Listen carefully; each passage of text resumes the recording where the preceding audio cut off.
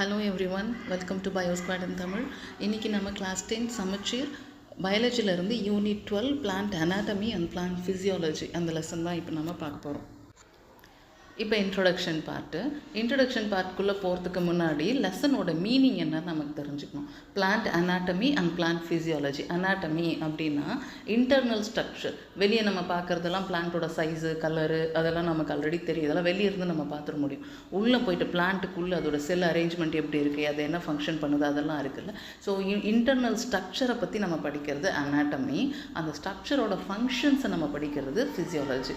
Hope புரிஞ்சிருக்கும். இப்போ நம்ம இன்ட்ரொடக்ஷனுக்குள்ளே போயிடலாம். இதில் நமக்கு ஏற்கனவே தெரிஞ்ச கண்டென்ட்டு தான் இருக்குது, சரிங்களா? இப்போ ஆட்டம் அப்படின்னா என்ன நமக்கு தெரியும், நம்ம ஆல்ரெடி கெமிஸ்ட்ரியிலலாம் படிச்சிருக்கோம். இப்போ ஆட்டம் அப்படின்னா smallest portion of a element, இதுதான் ஆட்டம். இப்போ இந்த ஆட்டம்ஸ் எல்லாம் சேர்ந்ததுன்னா குரூப் ஆஃப் ஆட்டம்மை நம்ம என்னன்னு சொல்கிறோம், மாலிகுல்ஸ்ன்னு சொல்கிறோம். இப்போ இந்த மாலிக்யூல்ஸ் எல்லாம் சேர்ந்து தான் ஒரு ஆர்கனலை ஃபார்ம் பண்ண போகுது. இப்போ பிளான்ட்டில் ஆர்கனல்னு வச்சுக்கோங்களேன். பிளான்ட் ஆர்கனல் நம்ம 8th படிச்சுட்ருப்போம், 7th படிச்சிருப்போம் இன்ஃபேக்ட்டு. ஸோ ஆர்கனல் அப்படின்னா mitochondria, கோல்கி bodies, endoplasmic reticulum, chloroplast, இதெல்லாம் செல்லோட ஆர்கனல்ஸ், பிளான்ட் செல்லோட ஆர்கனல்ஸ் இல்லையா? ஸோ இந்த ஆர்கனல்ஸ் ஃபார்ம் ஆகும். இதை சுற்றி செல் ஃபார்ம் ஆகணும். இப்போ செல்லுன்னா பிளான்ட் செல், அனிமல் செல் நமக்கு தெரியும். செல் டிவைட் ஆகும், எப்போ தேவைப்படுதோ, எப்போ க்ரோத் இருக்கோ அப்போ செல் டிவைட் ஆகும். டிவைட் ஆச்சுன்னா குரூப் ஆஃப் செல் கிடைக்கும். குரூப் ஆஃப் செல்லில் இருந்து எனக்கு டிஷ்யூஸ் வரும். டிஷ்யூஸ்லேருந்து ஆர்கன் ஃபார்ம் ஆகும், சரிங்களா? இப்போது இந்த இன்டர்னல் ஸ்ட்ரக்சருக்கு பேர் தான் அனாட்டமி நம்ம சொன்னோம்ல. முதல்ல ஃபஸ்ட்டு இந்த இன்டர்னல் ஸ்ட்ரக்சரை பற்றி நமக்கு சொன்னது யார் அப்படின்னு பார்த்தீங்கன்னா நெஹிமியா கிரியூ. இவர் தான் நமக்கு சொன்னார். ஸோ அதனால் இவரை ஃபாதர் ஆஃப் அனாட்டமி அப்படின்னு சொல்லியிருப்போம். ஸோ பிளான்ட் அனாட்டமி அப்படிங்கிறத சப்ஜெக்ட். பிகாஸ் ஆஃப் திஸ் நம்ம இன்டர்னல் ஸ்ட்ரக்சர் ஆஃப் பிளான்ட்டை பற்றி டீட்டெயிலாக படிக்கலாம். இந்த லெசனில் நம்ம இன்டர்னல் ஸ்ட்ரக்சர் ஆஃப் பிளான்ட் டிஷ்யூவும் படிப்போம், ஃபோட்டோசிந்தசிஸ், ரெஸ்பிரேஷன். மொத்தம் 3 கண்டென்ட்டு தான். Internal structure of a plant tissue, photosynthesis and respiration. இந்த 3 கண்டென்ட்ஸ் தான் இந்த லெசனில் நம்ம பார்க்க போகிறோம். இப்போ நம்ம டிஷ்யூஸ்க்கு போயிடலாம். நம்ம ஏற்கனவே படித்த மாதிரி டிஷ்யூஸ் அப்படிங்கிறது குரூப் ஆஃப் செல்ஸ் அப்படின்னு நமக்கு ஆல்ரெடி தெரிஞ்ச விஷயந்தான். இப்போ இந்த similar and dissimilar structure, origin எல்லாமே சிமிலராகவும் இருக்கலாம், டிஸ்சிமிலராகவும் இருக்கலாம். பட் அவரோட ஃபங்க்ஷன் ஒரே ஃபங்க்ஷனை பெர்ஃபார்ம் பண்ணணும். அப்படி இருக்க செல்ஸை தான் நம்ம என்னன்னு சொல்ல போகிறோம்னா டிஷ்யூஸ் அப்படின்னு சொல்ல போகிறோம். இப்போ இந்த பிளான்ட் டிஷ்யூவை 2 மெயின் கேட்டகரியாக நமக்கு கிளாஸிஃபை பண்ணியிருப்பாங்க. ஒன்று மெரிஸ்டமேட்டிக் டிஷ்யூ, இன்னொன்று பெர்மனன்ட் டிஷ்யூ. இது நம்ம 9th படிச்சிருப்போம். மெரிஸ்டமேட்டிக் டிஷ்யூ அப்படின்னா டிவைட் ஆகிட்டே இருக்கிற டிஷ்யூஸை நம்ம மெரிஸ்டமேட்டிக் டிஷ்யூ அப்படின்னும், டிவைடிங் எபிலிட்டியை லூஸ் பண்ணிட்ட டிஷ்யூஸை நம்ம பெர்மனன்ட் டிஷ்யூ அப்படின்னும் சொல்லுவோம். இப்போ நமக்கு இங்கே டிஷ்யூ சிஸ்டமில் சாக்ஸ் அப்படின்னு ஒருத்தர் இருக்கார்ல, இவர் என்ன பண்ணியிருக்காரு, 3 கிளாஸிஃபை பண்ணியிருப்பார். தட் மீன்ஸ் இந்த டிஷ்யூ சிஸ்டமை 3 கிளாஸிஃபை பண்ணியிருப்பார். ஒன்று dermal or epidermal tissue system, 2வது கிரவுண்ட் டிஷ்யூ சிஸ்டம், 3வது வாஸ்குலார் டிஷ்யூ சிஸ்டம்.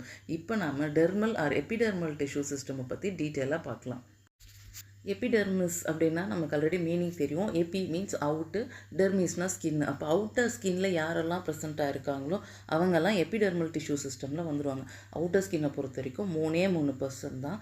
ஒன்று stomata, epidermis out growth, cuticle. இந்த 3 பேர் தான் இருப்பாங்க. இப்போ இந்த ஸ்டொமேட்டா அப்படின்னா யாருன்னு நமக்கு தெரியும். டைனி போர்ஸ் ஆஃப் த லீஃபை நம்ம ஸ்டொமேட்டா அப்படின்னு சொல்ல போகிறோம்.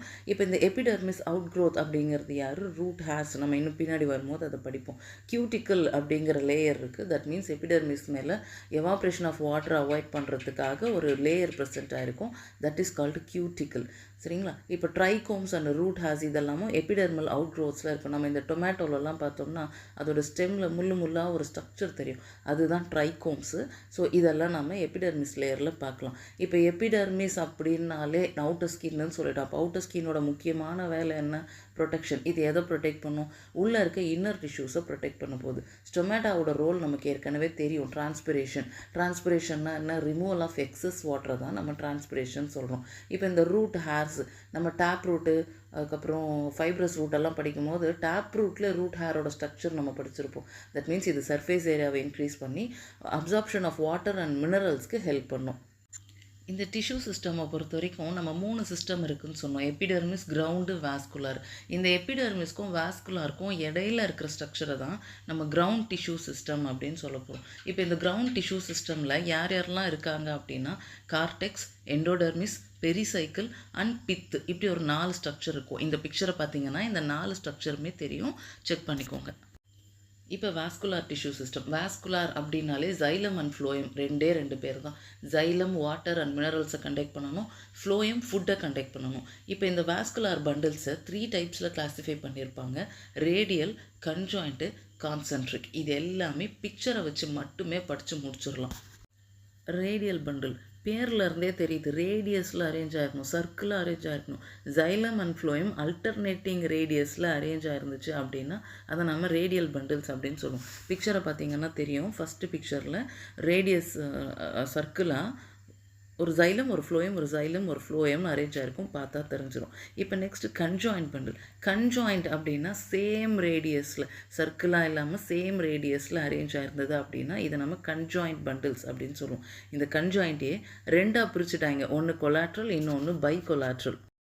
இப்போ கொலாட்ரலுக்கு போயிடலாம். கொலாட்ரலில் கீழே ஜைலம் இருந்து மேலே ஃப்ளோயம் இருந்தால், இதை நம்ம இன்டர்னல் டிஷ்யூ ஸ்ட்ரக்சரில் பார்த்தோம்னா ஜைலம் சென்டரில் இருக்கும், சர்ஃபேஸில் பெரிஃபெரியில் கொடுத்துருப்பாங்க, அது சர்ஃபேஸில் ஃப்ளோயம் இருக்கும் அப்படின்னு சொல்லியிருப்பாங்க. நமக்கு இமேஜ் படி கீழே ஜைலமும் மேலே ஃப்ளோயமும் இருந்தால் அது கொலாட்ரல் பண்டில்.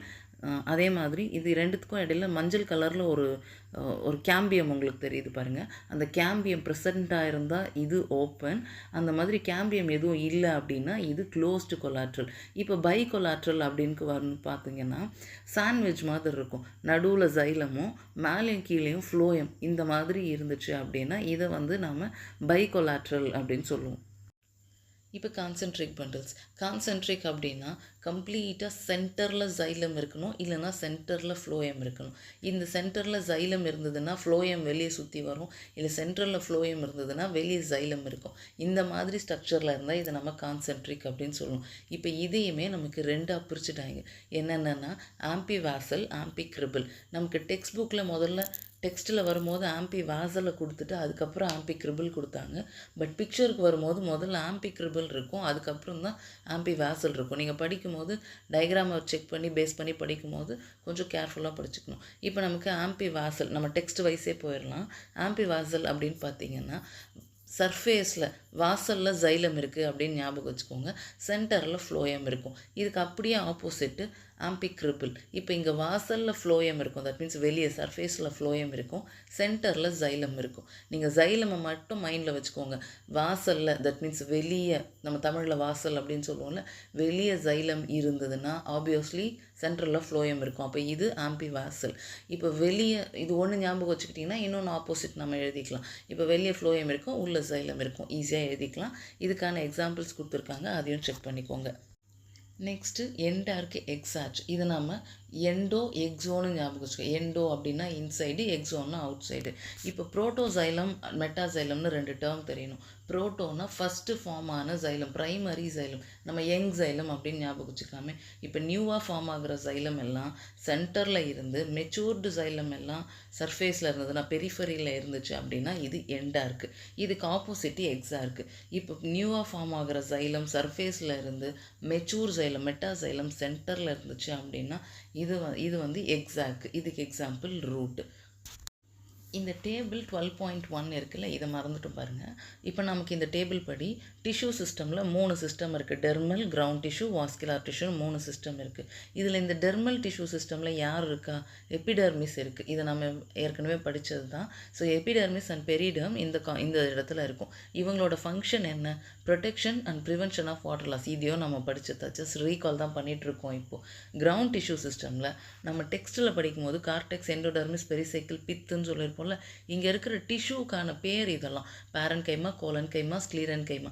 ஏற்கனவே 9th டிஷ்யூ சிஸ்டம், டிஷ்யூஸ் லெசனில் படிச்சிருப்போம். இப்போ இதோட ஃபங்க்ஷன், இப்போ இந்த 4 பேர் இங்கே இருக்காங்கல்ல, இவங்க எல்லாரும் சேர்ந்து தான் ஃபோட்டோசிந்தசிஸ் பண்ணணும், ஃபுட்டை ஸ்டோரேஜ் பண்ணணும், ரீஜெனரேட் பண்ணணும். தட் மீன்ஸ் ஒரு செல்லோட லைஃப் ஸ்பேன் முடிஞ்சிருச்சுன்னா நெக்ஸ்ட் செல்லை சிந்தசிஸ் பண்ணணும், சப்போர்ட் பண்ணணும், க்ரோத்து அந்த மாதிரி எல்லா விஷயத்தையும் சப்போர்ட் பண்ணணும், ப்ரொடெக்ஷன் பண்ணுறது. இதெல்லாம் இந்த கிரவுண்ட் டிஷ்யூ சிஸ்டமோட வேலை. லைக்வைஸ் வாஸ்குலார் டிஷ்யூ சிஸ்டம் ஏற்கனவே தெரியும், ஜைலம் அண்ட் ஃப்ளோயம் தான் இருக்காங்க. ஜைலமோட வேலை வாட்டர் அண்ட் மினரல்ஸை டிரான்ஸ்போர்ட் பண்ணுறது, ஃப்ளோயமோட வேலை ஃபுட்டை டிரான்ஸ்போர்ட் பண்ணுறது. ஹோப் இந்த செஷன் உங்களுக்கு ரொம்ப யூஸ்ஃபுல்லாக இருந்திருக்கும். இமீடியட்டாக நாளைக்கே நம்ம internal structure of dicot and monocot ரூட்டை பார்த்துடலாம். தேங்க்யூ ஃபார் வாட்சிங். Please subscribe to Bio Squad in Tamil. Thank you.